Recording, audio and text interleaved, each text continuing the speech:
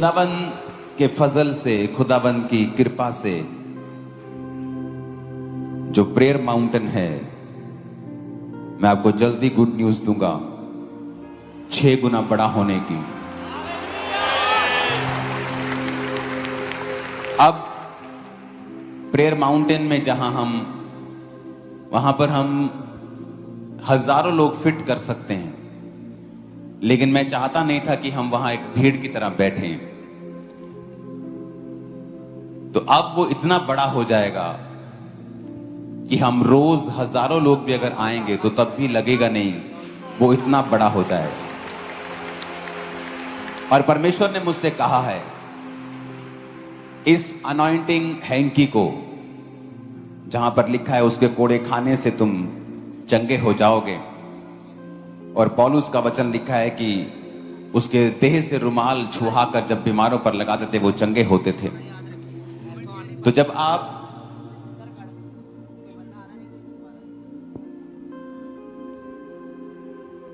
Prayer mountain पे आया करेंगे रोज, ये चर्च के ऊपर तो एक फाइनेंशियल बोझ है, 15 से 20 लाख रुपए हर महीने का एक्स्ट्रा खर्चा है ये, लेकिन परमेश्वर ने मुझसे कहा है कि मैं इस चर्च को एक हीलिंग की नदियों की तरह इस्तेमाल करूंगा। और सिर्फ मैं ही नहीं, एक अच्छा बाप कभी नहीं चाहता कि उसके बच्चे वो ना करें जो वो करता है। मैं खुदाबंद की आत्मा से आपको बोल रहा हूं, जब आप रोज वहां पे आया करेंगे और अब हजारों की गिनती में जब ये प्रोजेक्ट पूरा हो जाएगा तो उसको स्टार्ट कर दिया जाएगा, और जल्दी ही वहां पर वो कितना बड़ा है उसे 7 गुना और बढ़ा दिया जाएगा, और वो इंडिया के बिगेस्ट प्रेयर माउंटेन में से एक बन जाएगा। और जो भी लोग वहां पर विजिट किया करेंगे उनको स्पेशली, जो टीम 24 आवर प्रार्थना में होती है और मेरी ओर से आपको जब एक एक रुमाल ये दिया जाएगा जाते वक्त, किसके लिए? परमेश्वर ने मुझसे कहा है कि वो जो मैं करना चाहता हूं अभी शुरू भी नहीं हुआ। आप देखेंगे इस देश के लोगों को खुदा को ढूंढते, चंगाई को ढूंढते ढूंढते वो इस चर्च में आया करेंगे। पूरी दुनिया से जब आप उस प्रेयर माउंटेन से जाया करेंगे, आपको ये फ्री एक एक रुमाल दिया जाएगा। और परमेश्वर ने कहा ये आपके लिए नहीं है, आप भी इसे यूज कर सकते हैं। जब भी आप इस रुमाल को किसी बीमार पर लगाएंगे और उस पर वचन बोलेंगे जो इस पर लिखा है कि उसके कोड़े खाने से तुम चंगे हो चुके हो, परमेश्वर ने कहा मैं उसको चंगा करूंगा और खड़ा कर दूंगा।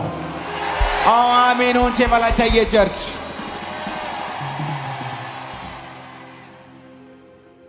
अब मेरे 2 रिएक्शन हैं। एज ए चर्च मैनेजमेंट तो मेरे लिए ये लाखों का खर्चा है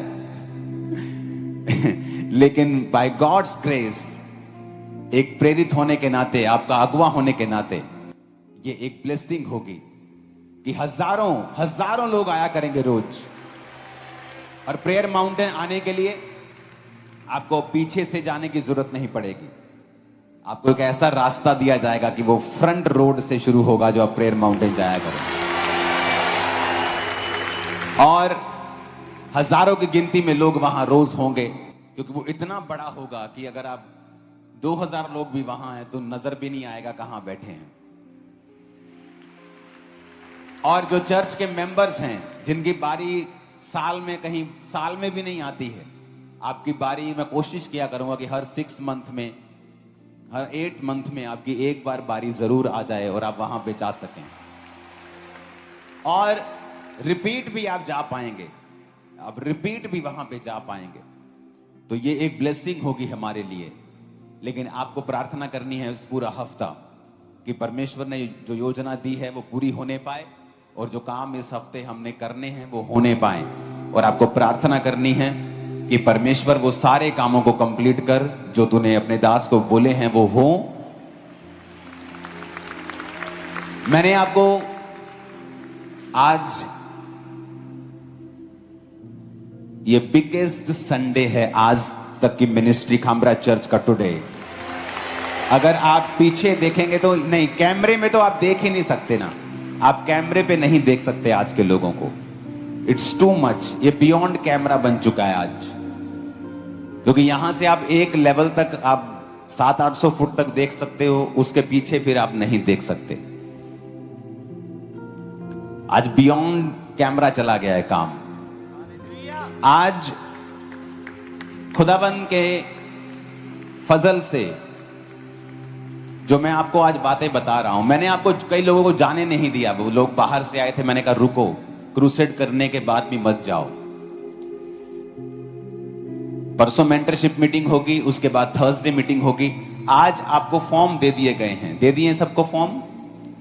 आज मैं जल्दी आया हूं आपके पास, अगले संडे से मैं जल्दी आने वाला हूं ताकि मैं ज्यादा से ज्यादा समय आपके साथ स्पेंड कर सकूं। तो आपको फॉर्म जो मैंने दे दिए हैं, इस फॉर्म को डबल लेने की जरूरत नहीं है, क्योंकि आपका आधार कार्ड देखकर ही आपको बुलाया जाएगा। आपका जो नाम आधार कार्ड पे है वही नाम इस पर लिखें। अगर आपने अपना नाम वो नहीं लिखा जो आधार कार्ड पे है तो आपको एंट्री नहीं मिलेगी। तो आधार कार्ड अगर नहीं है तो फिर बात अलग है, फिर आप किसी और चीज का नाम लिख लें, लेकिन आपके आईडी का नाम यहां होना चाहिए, ताकि हम लोगों को, वो जुड़वा बच्चे होते हैं ना, कई बार माँ एक को डबल दूध पिला देती है और एक बेचारा भूखा रह जाता है। तो ये काम चर्च में ना हो कि एक पर 2-2 बार ले हैंड हो जाए और एक बेचारा वेट कर रहा है। तो जब सब पे ले हैंड हो जाएगा, मैं दोबारा भी करने के लिए तैयार हूं, वो कोई प्रॉब्लम नहीं। आज बहुत से लोग हैं जो संडे मीटिंग में नहीं आते हैं, वो लोग जो नहीं आ पाए हैं टुडे, छुट्टियां नहीं मिली, फौज में हैं, तो एक मौका मैं आपको और दूंगा। थर्सडे भी आपको फॉर्म दूंगा मैं, ये वाले सेम थर्सडे का फॉर्म अलग होगा, तो आपको रिपीट भरने की जरूरत नहीं। अगर आपने आज भर दिया है तो थर्सडे अगर आप बाय फेथ भरना चाहते हैं, आप भर सकते हैं बाय फेथ, कि प्रभु मैं बिलीव करता हूं मेरा नंबर 2 बार आए, बाय फेथ। लेकिन जरूरत नहीं है आपको। तो आपको ये फॉर्म थर्सडे भी मिलेगा, लेकिन सिर्फ थर्सडे के बाद फिर उसके यीशु मसीह जो लोगों की पीड़ा झट से ठीक कर देता था, वो मुंह के बल गिरा और गिरने के बाद भी उसने प्रार्थना की, हे मेरे पिता, यदि हो सके तो ये कटोरा मुझसे टल जाए। हालेलुया। ये कटोरा टल जाने का मतलब क्या? एक बुरी परिस्थिति उसके ऊपर आ रही थी, वो ये नहीं चाहता था कि प्रभु ये चीज को हटा दे मेरे से, टल जाए मतलब आज तक कुछ पोस्टपोन हो जाए, कि आज थोड़ी देर के लिए कुछ देखो, कुछ इसका एक अल्टरनेट कुछ मिल जाए। प्रभु आज नहीं, मैं तो तेरे वादे पे टिका, कुछ अल्टरनेट मिल जाए, मतलब कोई ना कोई ऐसा रास्ता मिल जाए। पर परमेश्वर तो भी जैसा तू चाहता है वैसा ही हो, जैसा तो भी मैं चाहता हूं वैसा नहीं, परंतु जैसा तू चाहता है वैसा ही। मतलब अगर तू मेरे लिए को रास्ता निकाल रहा ना तीसरा, फिर भी तेरी इच्छा से निकालना है ना। मैं ये भी बोल रहा हूँ, जब करूंगा तो मैं वादा तो पूरा ही करूंगा। मैं भी आकुल हो रहा हूँ, मैं तड़प रहा हूँ, मैं गिर रहा हूँ, और मेरा पसीना खून बन रहा है। उसके बाद उस व्याकुल स्थिति में भी परमेश्वर फिर आता है। फिर उसने चेलों के पास आकर उन्हें सोता पाया और पतरस से कहा, क्या तुम मेरे साथ एक घड़ी भी नहीं जाग सके? हालेलुया। ये तकलीफ है प्रभु की। वो क्या बोल रहे, एक घड़ी नहीं जाग सके। वो दिन रात उनके साथ रहते थे, वो उनको रोटी तोड़ के खिला रहा है, सब कर रहा है, जमाने भर में लेता फिर रहा है। वो बोले एक घड़ी जाग जाना मेरे लिए भाई। वो सो गए, पतरस सो गया। फिर भी परमेश्वर ने उन्हें क्षमा किया। क्या तुम मेरे लिए एक घड़ी भी नहीं जाग सके? ये टोंट थी प्रभु की, वो कुछ बुरा नहीं चाहता था, पर उनको उन्होंने बता दिया कि तुम एक घड़ी भी नहीं जाग सके।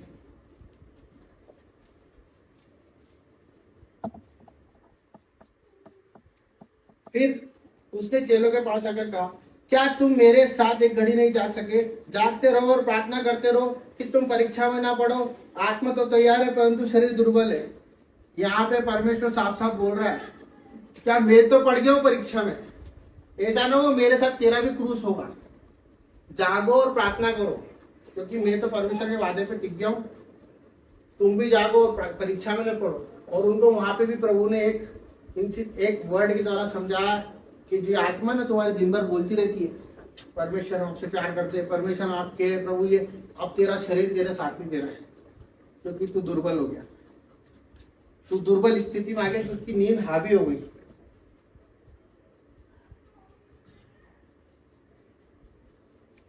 परंतु शरीर दुर्बल है। फिर उसने दूसरी बार जाकर प्रार्थना की, हे मेरे पिता, यदि यह मेरे पिए बिना नहीं हट सकता तो तेरी इच्छा पूरी हो। हालेलुया। या परमेश्वर ने बोल दिया कि आप ठीक है, एक्सपेक्टेड जो भी आप बोलोगे वो मैं पी लूंगा उसको। तब उसने आकर उन्हें फिर सोता पाया, क्योंकि उनकी आंखें नींद में भरी हुई थी। कौन थे वो लोग? कौन? मनुष्य नहीं थे वो, प्रभु के सिलेक्टेड लोग थे वो चुने हुए थे। वो प्रभु ने 12 को प्रेरित किया, अभिषेक किया उनका, सब कुछ किया, उनको दुष्ट आत्मा निकालने की ताकत दी थी, सब कुछ दिया था। वो लोग थे जो दिन रात प्रभु प्रभु करते थे कि प्रभु ज्ञान की बातें तो आपके पास है, हम आपको छोड़ के कहाँ जाएंगे, अनंत जीवन तो आप ही देते हैं प्रभु। और आज अनंत जीवन की बात आई तो नींद में भरे पड़े थे। उन्हें छोड़ फिर चला गया। ठीक है, फिर तीसरी बार प्रार्थना करने गया। तब उसने चेलों के पास आकर उनसे कहा, अब सोते रहो। हालेलुया। यहाँ पर परमेश्वर उस दर्द में, परेशानियों में भी बोला कि अब ठीक है, अब तुम सोते रहो, क्या काम क्यों तुम, बहुत प्रेम की बातें की, पर सोते रहो, परंतु सोते रहो और विश्राम करो। ठीक है, देखो अभी सोते रहो, यहाँ पर एक थोड़ा सा डॉट लगा हुआ है, इसका मतलब कि प्रभु ने उनको एक टोंट मारी है कि सोते रहो, विश्राम करते रहो, चलो फिर भी मेरे साथ चल के देखो कि अब मेरे साथ क्या क्या होएगा।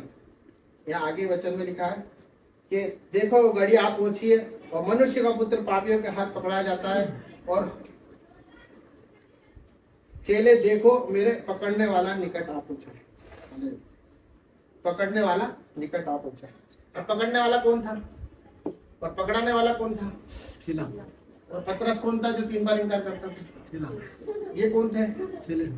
ये सब साथ में रहने वाले थे। तो परमेश्वर